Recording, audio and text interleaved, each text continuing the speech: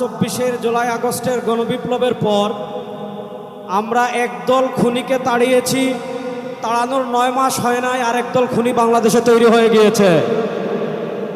আমরা একদল চাঁদাবাজকে তাড়িয়েছি, বাংলাদেশে আরেকদল চাঁদাবাজ তৈরি হয়ে গিয়েছে।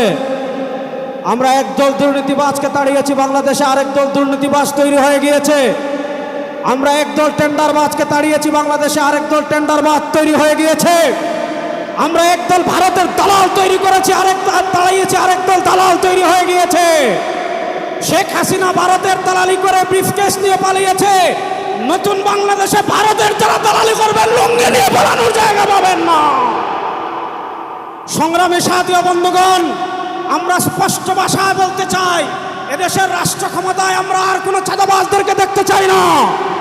এদেশের রাষ্ট্র ক্ষমতায় আর কোনো টেন্ডারবাজকে দেখতে চাই না। এদেশের রাষ্ট্র ক্ষমতায় আর কোনো ভারতের দালালকে দেখতে চাই না। ইসলামকে রাষ্ট্র ক্ষমতায় নেওয়ার জন্য প্রস্তুত আছেন না?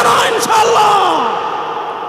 ইসলামী আন্দোলনের মোহতারাম আমির পীর সাহেব চরমোনাই ঘোষণা দিয়েছেন, ইসলাম দেশ ও মানবতার পক্ষে এবার ভোটের বাক্স একটা হবে ইনশাআল্লাহ।